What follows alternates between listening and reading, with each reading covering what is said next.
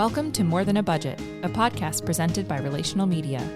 Co-founders Jeff Fine-Thomas, a licensed marriage and family therapist, and John Mitchell, a certified financial planner, combine the fields of psychology and personal finance to help couples improve their relationships and discover what is more important than money.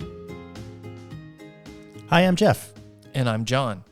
And if you've listened to our podcasts and you like the material that we're covering, but you find yourself at times going, oh man, I just can't face that. I know I need to deal with it, but I just can't find the energy to get into it. We're going to look at that a little bit today. Today we're going to be looking at two topics, shame and failure. Isn't that happy? It's a happy topic. We're just a bundle of laughs, aren't we? But a lot of times those are kind of the things that keep us from moving into a place where we can fix things. Yeah. If, you know, I'm sure this is intuitive for many people, and not to be too much of Captain Obvious, but our feelings often motivate our behaviors. In other words, we feel something and that tends to determine or push us in a particular direction. So today we're talking about the feeling of shame quite a bit. Mm-hmm. Imagine you come home and your spouse says, hey, I don't know how your day was, but you and I need to sit down and talk. Especially with that tone, you mean? You're thinking, oh no, what did I do? Did I do something? I mean, I don't even want to talk. I just want to avoid this, right? Mm-hmm. And so, that's what we're going to talk about a little bit today is that kind of overwhelming feeling that says, I'm pretty sure I did something wrong and I don't know what to do now. So let's start by distinguishing the difference between guilt and shame. Cool. So guilt is that feeling you have when you've done something wrong. Do you remember your parents, telling you to do some chore, make the bed or take the trash out or whatever it was, and you didn't do it? And then they catch you not doing it. Yeah. And there's like this, it's a sinking feeling. Right, exactly. That's guilt. Shame is the experience you have, the feeling you have when you believe who you are is wrong. I'm never going to get this right. I'm going to continue to be a disappointment. Yes, I'm a bad person.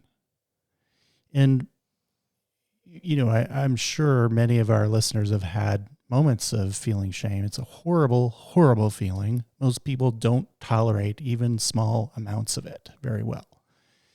And you want to rid yourself of it quickly because it's so, poisonous. It feels so horrible. Could I say it another way? Could I say it that, failure is I messed up, I broke the thing, but shame is I'm never going to get this right. Yeah. I've tried too many times and know myself well enough to know that I don't have the capacity to be a good person in this area. I'm worthless. I'm no good. I don't deserve this. Mm-hmm. I'm a horrible person. I'm never going to get this done. Those are all sort of iterations of the feeling of shame. So, this is horrible, right? I mean, right. And it's defeating, right? It's like, why would I even try Yes. to fix this? I just need to go do something else because this isn't going to get fixed. Right. So I think you have experiences when you're working with people in your practice. You probably have people who come in with some experience of shame, but they're probably not telling you. They don't come and sit down and say, I'm feeling shame. What do they, when they're sitting in your office, how do you know? What is it? What do you see? So somebody comes in, couple comes in, and they have a reasonable income, and they're frustrated. They express frustration. They may express it as dismay that they have decent incomes, but they can't seem to get their financial house in order. They can't get on the same page financially. They can't seem to save. They can't seem to get out of debt. They feel stuck. They've been stuck for a long time. Those are all things that are telling me that there's an amount of desperation. Mm. And more often than not, there's the way that it comes out as shame is we should have been able to figure this out and we can't. And we've tried a bunch of things. And here's the big kicker for me is there's probably nothing you can do to help us. But we just, we've heard you're helpful and we wanted to try. And I bet their shoulders are low. Bad and their body language. Yeah. They're pretty defeated at that point. Yeah. And if you think, well, that probably doesn't happen very often, it happens a lot. Or it happens maybe not just financially, but maybe an older couple that says, hey, we've been trying to help our kids financially and I think we're just making things worse. I wish we would have been good parents. That's a terrible one to say out loud. I wish we would have been good parents. But we hear it in every area of financial planning. And I suppose they're hoping you're going to help fix that dilemma. Yeah, I mean, and a lot of times, and it's something that you've expressed, Jeff, is that people come to you for relationship counseling, not when things are great, not when things are slightly askew, but when things are broken. It's a disaster. It's gotten so bad that I'm willing to talk to somebody about it, right? Yeah. And more often than not, when somebody's looking for financial planning assistance, they're saying something has gotten to the point that we can't fix it. We don't know if it can be fixed. Somebody who's looking for investment advice might be saying something simple as, I think I should be doing better than I am. But when you're saying, hey, we don't know how to make this right, that's unfortunately, that happens later in the game than it probably should have. Yeah. So when I'm working with people, obviously I'm not a financial planner, and people are coming to me for lots of different reasons. As you point out, sometimes it's a couple and, the relationship is in a miserable spot and they're trying to figure it out. A lot of times I work with people who are trauma survivors. So they've come after some horrific or series of horrific things that have happened to them. And, they're describing how they think they deserve that bad thing, or how it was their fault that bad thing happened to them when it's clearly it was not. That there's this sort of component of shame that has a kind of belief about one's person, one's personality, one's character that is skewed in the direction of, thinking bad of themselves. I think one of the things that I do in situations like this is to try to figure out what the reality is. How did they come to this set of feelings and beliefs that they have about themselves? What are the historical precedents? Those could be single events that happened in their life, or more likely a bunch of smaller events that happen in their life that sort of add up over time. They accumulate and add up into a person drawing some conclusion. I'm just a bad person, right? And you can imagine, like, a lot of things probably have to add up before you start thinking to yourself, I'm the problem, right? I'm the common denominator that causes all the bad stuff to occur. We're doing that basically in the office with planning clients as well. We're asking the question, okay, you feel like everything's a mess and it can't get any better, but where are you really? And we talk about that as finding their actual location. What are your expenses? What is your income? What is your actual debt load? Trying to discover not that everything's bad and that you don't know what you're doing and it's a train wreck, but here is specifically the areas of your financial story that are causing the stress. Yes. It would be the same thing I would do if I were a dietitian, I would assume. And that is, I would have somebody say, well, I can't seem to lose any weight and I'm not happy and I feel bad about myself. Well, what actually are you eating? And what actually are you doing as exercise?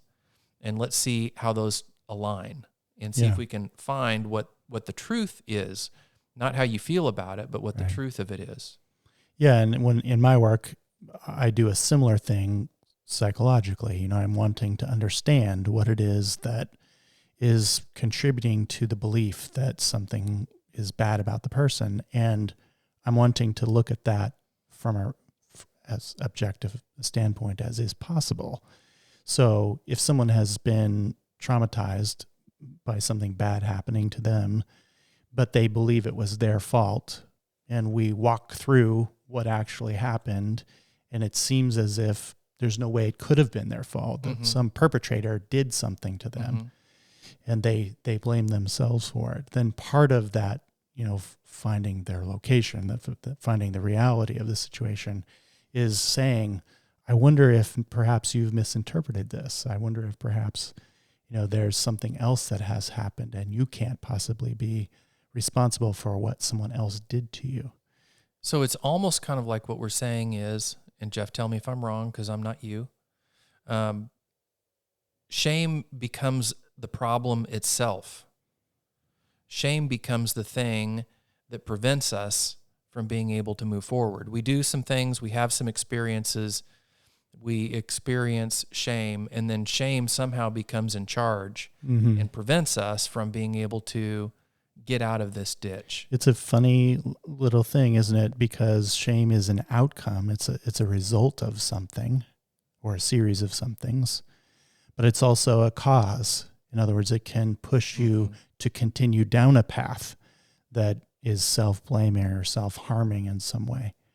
And so you're right. I would agree with how you stated it. It has both properties. And I think our goal, a therapeutic goal, and I think for you, a financial planning goal, is to try to help find a pathway that remits the shame, that allows someone to have a different way of thinking or feeling about a moment by looking at the reality of the circumstance and evaluating it, as objectively as one can. Yeah. So, going back to the very first thing you said, there's a difference between guilt and shame. It's almost like you have to work backwards. I feel terrible about myself, but maybe I can recognize that there's some things that I did financially that weren't helpful. And now I can fix it. Now I can. That's right. It wasn't because I'm bad. It's because I made some ill-informed, maybe rash decisions. But now I can choose to do something different. And so I can now start working my way out of that problem. Yeah, if we're behaving out of our feelings, if our feelings like shame are motivating us, but we're not aware that that's occurring, then we have this potential to perpetuate the problem over and over and over and over, as opposed to what you're suggesting, which is looking at the sources of cause for how we feel and how we think and how we believe and how we act.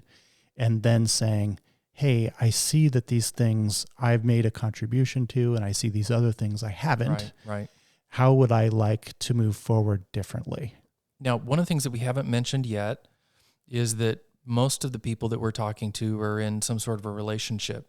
Right. And shame can be self-imposed, but many times shame is delivered. Yeah, I mean, you've all, I'm sure every one of our listeners at some point in their life has had someone say something to them that had a horrible impact. Maybe it was a teacher who said, you're never going to amount to anything, or maybe it was a parent who said something like that, or whoever. It doesn't matter who had said it. But sooner or later, somebody probably said something mean that was also very painful, and that's a sort of shaming comment. So when we see couples who have this phenomenon, they often sort of berate each other. They attack each other's personality or their character. It's not good. If that's happening in your relationship, it's a big red flag. If you're the one doing that in a relationship, it's a big red flag. You need to consider what your options are for trying to get around attacking your partner's character. Maybe they did something wrong. Maybe they did something that hurt your feelings, or they made a mistake or whatever. But attacking their character is a very good way to wreck a relationship. Not a super good way to make any positive movement forward. So let's get into some solutions-based ideas. So if you feel shame, whether you came to it on your own or whether it was a gift provided to you by others. The worst kind. And we're talking especially in the financial realm. What can you do? What should you do, Jeff? I think in the financial realm, it probably applies in any realm. But one of the first things I would suggest, although it may be hard, would be to ask for help. Because sometimes shame just requires the wisdom of someone else's thoughts. They're outside your circumstance. They see it differently. And I think if you have a trusted friend or a professional who can offer help about how you're thinking or feeling or your behavior, what you're doing, decisions you're making, whatever, it can be very useful. So I know when you feel ashamed, sometimes if it's intense, you think you're beyond help. But I also want to say that's not true. Mm-hmm. There's, there are definitely people in the world who would be willing to help. And I think in the financial realm, I would definitely suggest contacting someone who's a financial planner or a CPA or somebody who has a great deal of knowledge in the area you're wanting to explore. I have noticed this thing in life, Jeff, where I'm going through a challenge and the challenge just seems insurmountable. And I'll share that with a friend. Yeah. And I have yet to have a friend more anxious about my problems than me. Uh-huh. They will say things like, "Oh, man, I'm sorry you're going through that. I'm sure that'll work itself out." And they just go on eating their ice cream cone. Like Right. And I'm like, do you not realize how much angst I'm feeling? Yeah, I mean, hopefully your friends are able to feel a little bit of it with you. You know what I mean?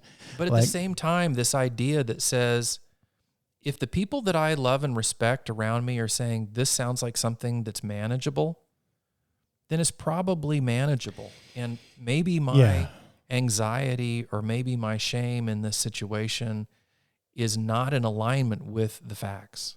Yeah. And I do think that's a great benefit of friends is, you can sort of tell them your story and they keep it real with you. Yeah. You know what I mean? I think that's helpful. I think another thing I would suggest people try is to work towards understanding your situation realistically. I know it's easier said than done. Sometimes when you're trapped in a situation where there's a lot of desperation or intense feelings of any kind, it's really hard to just take a realistic view of what is going on. Your feelings oftentimes will color your experience of what's real and what's realistic. But I think, again, this is when it's helpful to have someone you trust, a friend or a professional that you can trust, to give their thoughts about what it is that you might be going through. So I would definitely, make an attempt to try to understand your situation in more depth. What about the shame itself? Shame itself, I think it's really, really important to explore where this is coming from. Psychotherapy is about the exploration of what's going on in one's inner life, how one understands oneself, how one came to be who they are. It's not for the sake of going into your history. That might be academically interesting, but it's not personally interesting. What's really meant there is to understand how you became who you are so that you could make a conscious and deliberate choice now about how you want your life to be. And this is true for shame or any other feeling. If you have an abundance of shame, which you most likely don't want, it's important to know where that came from. Who were the people involved in that? How did it happen? What did it mean to you? What were the conclusions you drew from circumstances that you're remembering about this? And what is it what are the cues that tell you you're about to go into a shame storm and how to divert around that storm? What are the next steps for you? I think this is a really important one for spouses. Maybe there has been a mistake and you point out to your spouse, hey, I think you kind of dropped the ball here. And if their reaction is fairly severe, you may have stepped into an old pattern. Yes. You may be taking up the shaming that somebody else left off. Yes. And not even know it. You may have reopened some old wounds. And I think anytime you have a strong reaction from a spouse on something that doesn't seem to be normal compared to the other ways that they react, you may have found something that has some history in it. I really like what you're saying, because it's so important for us to be able to have open and vulnerable conversations with our partners so that we know their spots that are pain points. So, we find ourselves in a moment with our partner where they're, something big is happening. We don't know what it is. Perhaps it's shame, perhaps it's something else. And then if we have some basic background information about what their life has been like, we can begin to have some empathy and care and concern for them.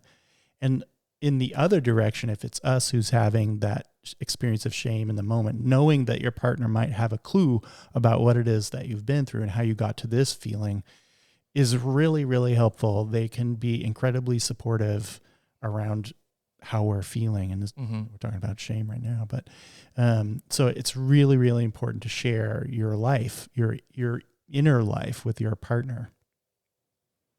I think that, another thing that I would really encourage, this is very difficult, so easy for me to say, very difficult to do, but it's worth saying, which is, I think it's important to try to cultivate some empathy for yourself. Usually it's easy for us to be pretty empathic towards our partner if they're hurting in some way.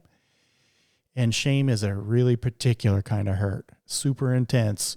But your partner typically, can muster the empathy. It's a lot harder for us to find empathy for ourselves when we're also thinking of ourselves as bad or wrong. And so I think there are things people need to start doing or trying to do, practicing doing, where they try to cultivate a little bit of empathy, like, trying to understand whether or not the feeling they have right now has some historical starting point and what it was and what it means and what it is that you could do in the moment to make that a different experience. In any case, there's a lot to do there. It's difficult to do. If you struggle with it, go find help. Talk to a trusted friend. Go to a therapist. They'll help you.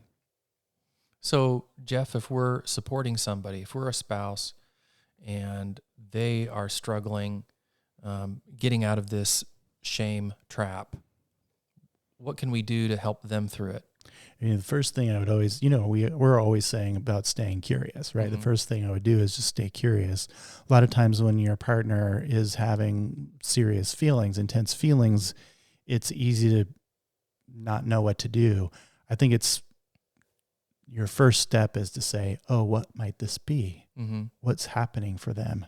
What could I do to understand this better? How could I show my care or my concern for them?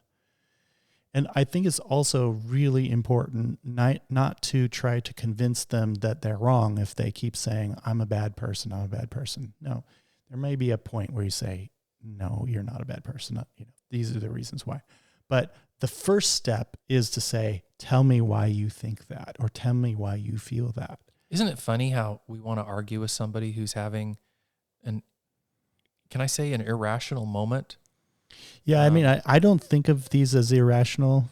I think that's a different thing, but that's a discussion for the other day. But I understand what you're saying. Yeah, I mean, if you've raised kids, you'll find these moments where they just go, I get it, I'm bad, I'm terrible, I'm no good, and you go, your first reaction is to tell them how wrong they are. Right. And the same thing can happen in a spouse relationship. And I think what you're saying is don't be part of a script that just keeps making the same loop. And maybe interrupting that script is to go a different direction. Instead of back and forth, why don't we turn left or turn right and see what we can find? Sure. I think to do that, you need to listen carefully. You need to understand the nuance of what they're saying and what it means to them and where it comes from. So listening is really important. And I do think showing empathy and support is important too. That may be what you mean by saying, let's turn left instead of right. Because perhaps they haven't had a lot of experience when they're feeling shame about having someone come alongside them and just be empathic and supportive in that moment or encouraging in that moment. I think it's really, really important that we remind our partners when they're hurting like this that they're loved. And that might seem super obvious, but sometimes when you feel really bad, it doesn't feel obvious that your partner loves you. Mm-hmm. So it's okay to say, I love you. I want you to know that.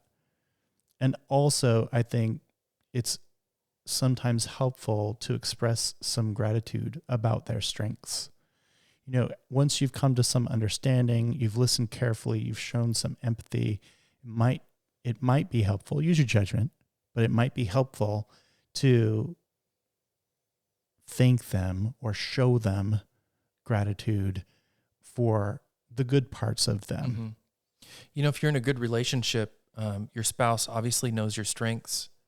They also know your weaknesses, and they love the all of you, the whole of you. Yeah. And to have somebody to be able to say, hey, it's okay that this is an area you're struggling in. That's a part of you that I also love. Is this whole idea, and I've mentioned it before, how wonderful it is to be both known and loved. Yeah. And the idea that, hey, somebody knows my good stuff and my bad stuff, and not only loves me, but likes me anyway. That is a really resilient place to find yourself. It's huge. It's huge. And so when you can be in these places where you feel, like dog do, and your spouse goes, that's okay. I've got weaknesses, and and we take care of each other in these spaces. Yeah. I'm here with you. I'm here with you. And, the stuff on the positive side of your ledger more than makes up for this. And we're still good. Puts you in a position where you can say, well, maybe I can work on this a little bit. Yeah. Well, Jeff, thank you. I think everybody struggles when they see something that they don't know how to do, when they see something they don't know how to fix. And I think it's great that, at least in this area of shame, you've given people a way to kind of say, how can I start looking into this and maybe climb on top of it a little bit? Yeah, be sure if you're really struggling with shame to reach out for help, because I think it will make a big difference. All right. Thanks a lot, Jeff. Thanks. Thanks for listening. If you enjoyed this episode, be sure to leave us a like, comment, or review. And tell your friends. New episodes drop weekly. Learn more about Jeff and John at relational-media.com.